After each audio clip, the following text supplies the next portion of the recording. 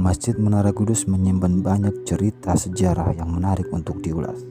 Pada setiap sudut masjid yang juga dikenal dengan nama Masjid Al-Aqsa dan Masjid Manar ini lekat dengan cerita peradaban dan mitologi masyarakat Indonesia. Desain masjid seperti akulturasi dua budaya, dua agama, Islam dan Hindu, dengan khas menara setinggi 18 meter berbahan batu bata merah.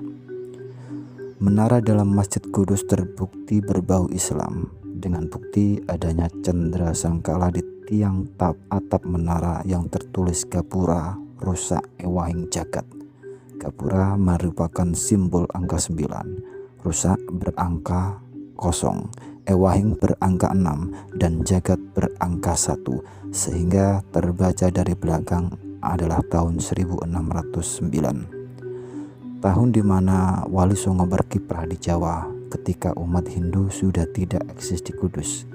Sementara bentuk menara terilhami bentuk bangunan fisik yang menyerupai candi khas umat Hindu-Buddha di Indonesia. Masjid ini kemudian didirikan dengan filosofi Madureksan yang fungsi awalnya merupakan media untuk mendamaikan orang yang berkonflik. Madureksan dalam bahasa Jawa berasal dari kata padu dan rekso.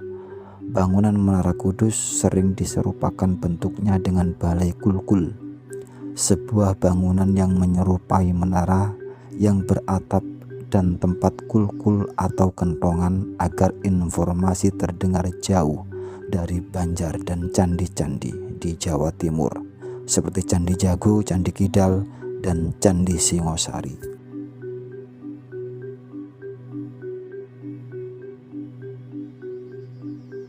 Menurut kepercayaan masyarakat sekitar, Masjid Menara Kudus memiliki gerbang dengan mitos kekuatan yang mampu meruntuhkan kekuasaan pejabat. Konon, Sayyid Ja'far Shodiq atau yang dikenal sebagai Sunan Kudus sebagai pendiri masjid memasang raja yang dikenal dengan nama Kala Cakra atau Kolo Cokro. Diyakini, bila pejabat level tinggi melewati pintu tersebut, maka jabatannya akan lengser. Awal mula dipasang Raja Kolo Cokro oleh Sunan Kudus sebagai upaya memediasi konflik pewaris dinasti Kerajaan Demak. Sunan Kudus juga ingin menghindarkan Panti Kudus atau sebutan lain dari nama pesantren Kudus saat itu dari tarik-menarik pengaruh politik. Pasca wafatnya Pati Yunus, Sultan kedua Kesultanan Bintoro Demak, penerus tahta berikutnya yakni Sultan Trenggono. Sultan Trenggono tidak didukung sepenuhnya oleh kalangan internal sehingga terus terjadi gejolak. Pelaku konflik di Kerajaan Demak saat itu Sultan Hadiwijaya dengan Haryo Penangsang. Pada situasi perseteruan panas itulah kedua pihak menemui Sunan Kudus untuk meminta nasihat. Saat Sunan menghendaki semua dikembalikan pada titik nol, semua harus menanggalkan posisi politik, jabatan, ataupun kekuasaannya.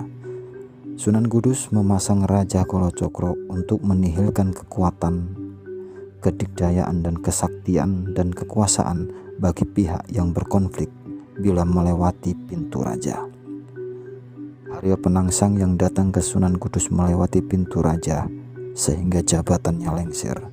Sementara Hadiwijaya atau Joko Tingkir melewati jalan yang lainnya. Dalam tafsir lain, pesan Sunan Kudus memasang raja adalah siapapun yang datang ke Menara Kudus untuk menanggalkan kepentingan duniawi, terutama jabatan dan kekuasaan. Sunan Kudus membuat Raja Kala Cakra diletakkan di gerbang masuk Menara Kudus. Siapapun yang melewati akan kehilangan kedikdayaan, kesaktian, dan kekuatan. Sebenarnya yang diharapkan Hadiwijaya melewati raja itu, ternyata dia lewat jalan lain. Justru Haryo Penangsang yang lalai dan melewati gerbang tersebut. Celaka dia setelahnya.